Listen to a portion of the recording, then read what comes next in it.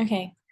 Um, I have not been on Zoom in about a year and a half, so actually 2 years. So please just kind of bear with me. Um, but hi, I'm Morgan Harmonic, and this is my personal counseling theory. Also, um, another thing, I have teacher brain. It's been the first week of school, and I am uh, very tired. And I hate presenting in general. So you're just yeah, again, just kind of have to bear with me as I'm nervous and sleepy.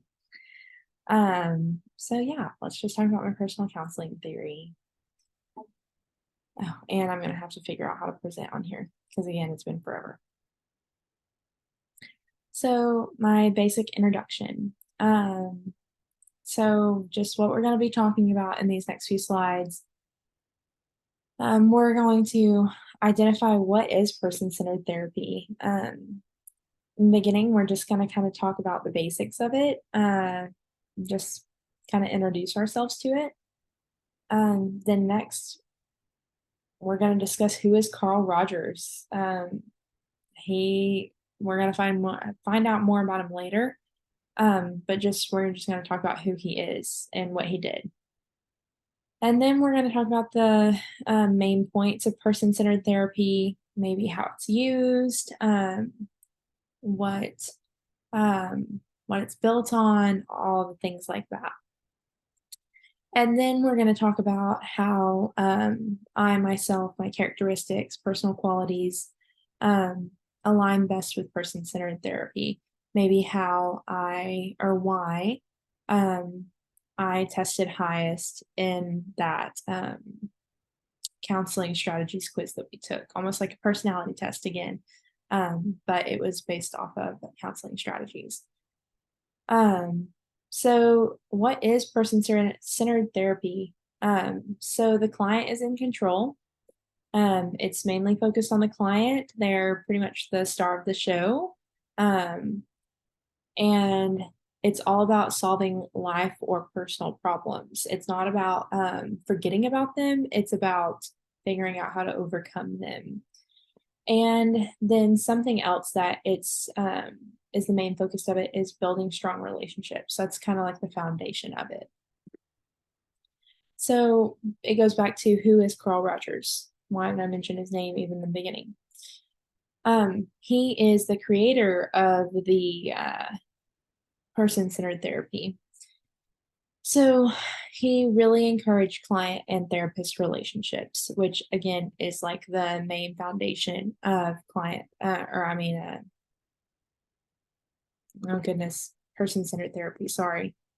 Um, and I was reading in the textbook earlier, and some people were stating that because of his creation of this therapy, that he was way ahead of his time and some of the strategies that he was using, doing research and everything. They said that he was 50 or so years ahead of his time. Um, I'm so sorry. Um, he also studied the strength of individuals, which is kind of what person-centered therapy is all about, us finding that strength in ourselves to overcome like what we're facing. So again, okay, so what really is person-centered therapy? This is where we're going to go more into depth about it and discuss a few more kind of main points of it, and not just like the shallow end. So again, I'm restating it's built on the client therapist relationship. That is the foundation. Like boom, foundation. That's like the one of the most important factors of it. Client focused. It is not about, oh, I'm so sorry. It is not about the therapist sitting there and talking the whole time and the client listening. It is about the client sitting there and talking the whole time and the therapist listening and just giving knowledgeable responses. What I like about person-centered therapy, anytime that we did discussion posts um, this 7 weeks and after we had learned about person-centered therapy, I basically said that I would use person-centered therapy as one of my types of therapy in the situation. Um, and um, I'm an elementary teacher, I'm a fifth grade teacher. And I feel like, whenever I become a therapist, a counselor, I should say, I want to stay in that elementary age range. I teach fifth grade. So, there are those preteens that are going through all those awkward phases, physically and mentally, those weird changes. And by the end of the year, they're a whole new person. And so I feel like the client focus in person centered therapy is such just a fantastic thing for my fifth graders. I'm sorry. There we go. Didn't even realize that made a difference. Uh, then you have the congruence, empathy, and positive regard, which it really should be congruence, positive regard, and empathy. So the congruence part of that is about showing that like you're a real person. The therapist is a real person, and that you are there, like you're not just there physically, but you're also there mentally. You're checked in, you're not mentally checked out. Like you're not fake listening to them, you're truly listening to them and that you truly care. That positive regard, that is showing them, a positive response no matter what the circumstances. Um, you're not trying to be fake to them, and your opinion towards them is not going to change, no matter the scenario. You're showing that positive regard. And then you have your empathy. Um, Empathy is a very special quality, and I feel like it's kind of a gift, and it's given to special people. And empathy is about not just understanding of feelings, but also being able to take in those feelings. Um, and that's one thing I really love about person centered therapy is that you're embracing that pain or happiness or whatever with them to help them make it through that. And I am a major empath, so there you go. There's self actualization. So self actualization, again, one of the things that I truly love about person centered therapy is you're helping them fight through whatever they're coming to you for. And that self actualization is them finally figuring out their own problem. They're finding the solution themselves. You just help them along the way. That's what happened from you. Sorry, my slides are changing themselves. But that's what happened from you doing all that listening and those caring responses is that self actualization. All right, now we can go to the next slide.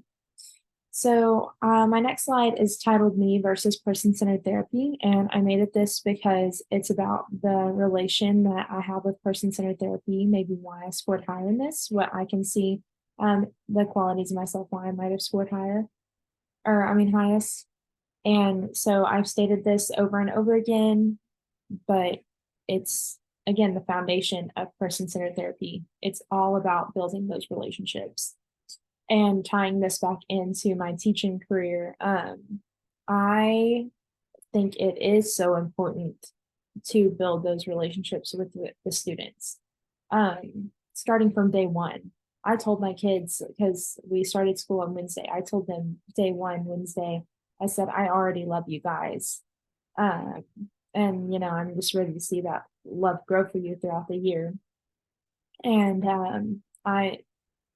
I think building those relationships is so important with people that you're trying to help grow as a person and overcome um, personal issues or even, just again, grow. Then we get to the overcoming is greater than forgetting. That's what I have listed. So what I mean by that, what I mean by that in other counseling strategies, I feel as though they want you to almost like forget everything that you're experiencing, like why you're coming to them. Um, like just toss it out the window, keep moving forward. The future is always the best, but just forget about it. and we're just going to find a way to do something new, I guess. Um, which is great. The future's great, but I don't feel, in my personal beliefs, I don't feel like that is as beneficial as overcoming what you're facing, but still remembering what you just made it through.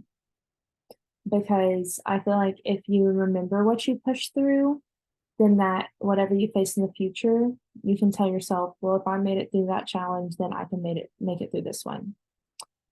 And I can say that based off of personal experiences because I have epilepsy, I've had brain surgery, um, I went through college, all those things, and some of those were miserably difficult, but by overcoming and remembering, I'm able to tell myself if I made it through that, then I can make it through, XYZ, whatever is coming at me at that moment. Then the next quality I have listed that I think I might have in common with person centered is empathy, honesty, and relation are some of the best qualities. That's where it goes back to the congruence, empathy, and positive regard. Again, empathy.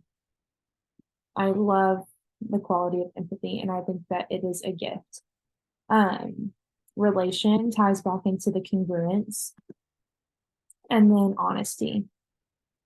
Um, Sometimes it is important to be honest with people, even if that's being the bearer of bad news, or, sometimes it may just be being supportive. Um, but those are all three very important qualities and some of the best qualities. And then at the bottom listed that I listed depression, bipolar disorder, anxiety, and PTSD. Um, from one of my sources, I found that person centered therapy seems to be very helpful with those for mental illnesses.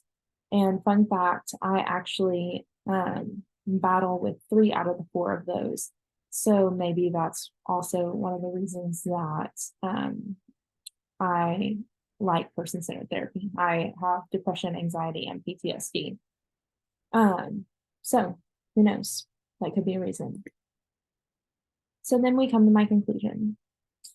So throughout this whole presentation, we introduced, I should say, person-centered therapy, just touch the surface of it. Then we talked about Carl Rogers, what he did, what he created, and what, how he's known, because he seems to be, from the information I gathered, a very well-known therapist. And then we really dove into depth in person-centered therapy. That's when we explained it. And then lastly, we related my personal characteristics to person-centered therapy and discussed how I aligned with person-centered therapy and maybe why that's why I scored highest in. Then lastly, I have my references listed. So I hope that this was the information that you were looking for. Thank you.